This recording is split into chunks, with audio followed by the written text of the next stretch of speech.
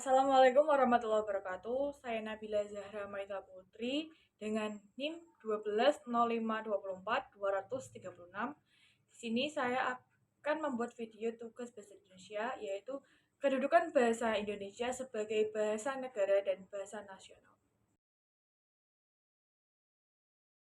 Bahasa Indonesia sebagai bahasa nasional. Bahasa Indonesia sebagai bahasa nasional diresmikan bertepatan dengan Sumpah Pemuda, yaitu pada 28 Oktober 1928. Nah, kita ketahui bahwa isi Sumpah Pemuda yang ketiga yaitu menjunjung bahasa persatuan bahasa Indonesia. Nah, pada masa itu yang dimaksud dengan bahasa Indonesia ialah bahasa ya tidak lain tidak bukan yaitu bahasa Melayu. Nah, mengapa bahasa Melayu? Mengapa tidak menggunakan bahasa seperti Jawa, Madura, Padang, Papua, dan lain-lain? Mengapa? Mengapa tidak menggunakan bahasa itu? Padahal di Indonesia merupakan banyak sekali bahasa.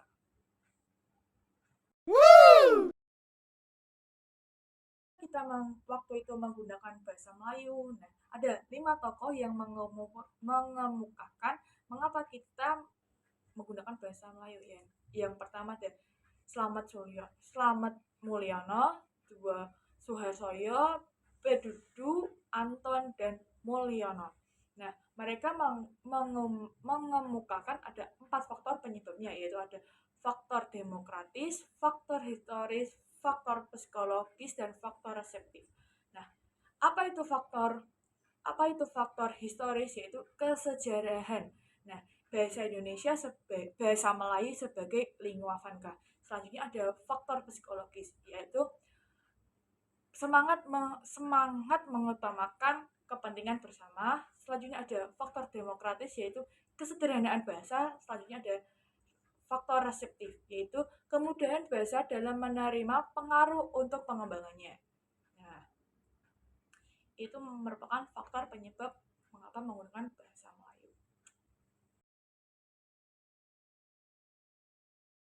Peran bahasa Indonesia sebagai bahasa nasional ada 3, yaitu sebagai alat pemersatu, sebagai lambang kebangsaan, dan juga ada sebagai alat komunikasi resmi.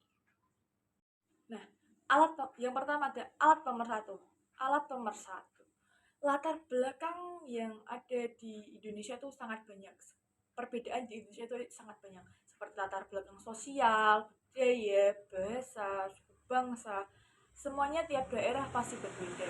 Nah, dari itu peran alat pemersatu ini untuk seperti orang Jawa yang berpergian ke Papua, mereka menggunakan bahasa Indonesia sebagai alat komunikasi resmi, dan pasti orang Papua pun paham dengan bahasa Indonesia. Orang Jawa pun paham dengan bahasa Indonesia. Dengan itu mereka akan bisa saling komunikasi dengan bahasa Indonesia. Oleh sebab itu, bahasa Indonesia digunakan sebagai alat nomor satu. Yang kedua ada lambang kebangsaan. Sebagai lambang kebangsaan nasional, bahasa Indonesia mencerminkan dan memancarkan nilai-nilai luhur bangsa Indonesia. Bentuk realisasinya, kebanggaan itu ialah bangsa Indonesia harus menggunakannya tanpa rasa acuh tak acuh. Kita juga harus menggunakannya tanpa rasa malu dan juga tanpa rasa rendah diri. Sebagai lambang identitas nasional, bahasa Indonesia merupakan lambang Indonesia. Yang ketiga ada sebagai alat komunikasi resmi. Bahasa Indonesia digunakan sebagai alat komunikasi resmi seperti dalam bidang pendidikan.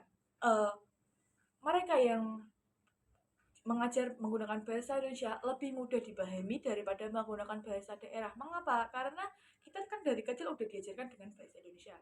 Oleh itu, jika guru menyampaikan atau dosen menyampaikan dengan bahasa Indonesia, itu lebih mudah dipahami. Maupun teman-teman juga bakalan mudah dipahami dengan menggunakan bahasa Indonesia. Selain itu ada untuk media massa. Penggunaan media massa menggunakan bahasa Indonesia, dan juga untuk pemerintahan, untuk ilmu politik mereka menggunakan bahasa Indonesia yang dapat mudah untuk kita pahami. Selanjutnya ada bahasa Indonesia sebagai bahasa negara. Nah, bahasa Indonesia sebagai bahasa negara ditetapkan pada 18 Agustus 1945 1945, satu hari setelah kemerdekaan. Nah, bahasa Indonesia sebagai bahasa negara ini telah dicantumkan dalam UUD 1945 bab 17, yaitu Undang-Undang Negara Republik Indonesia 1945 mengatur tentang bahasa negara, yaitu bahasa Indonesia. Indonesia menjadi bahasa resmi karena bersumber dari yang diikrarkan dalam Sumpah Pemuda 28 Oktober 1928. Nah, beberapa peran bahasa Indonesia sebagai bahasa negara yaitu bahasa Indonesia dalam pengembangan iptek ada tiga, yaitu yang pertama ada sebagai bahasa resmi kenegaraan, selanjutnya ada sebagai alat pengembangan ilmu pengetahuan dan teknologi, dan ada juga sebagai bahasa pengantar pendidikan.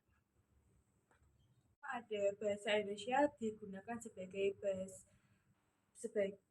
bahasa resmi kenegaraan. Nah, bahasa Indonesia ini digunakan pada hal-hal penting seperti rapat-rapat politik, pidato-pidato kenegaraan, atau juga upacara-upacara itu mereka masih menggunakan bahasa Indonesia sebagai alat komunikasinya.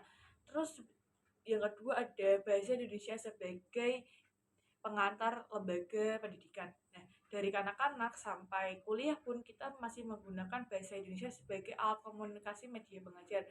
Jarang yang menggunakan bahasa daerah. Yang masih menggunakan daerah itu yang saya tahu seperti Aceh, Bali, Madura, Batak, itu masih menggunakan bahasa daerah mereka sampai SD. Nah, mengapa kok kita menggunakan bahasa Indonesia? Nah, karena kan kebanyakan kita udah diajarkan bahasa Indonesia dan itu lebih mudah untuk pengantarannya dari guru sampai ke murid, itu lebih mudah. Dari murid ke antar teman-teman, mereka juga kebanyakan menggunakan bahasa Indonesia sebagai alat komunikasinya.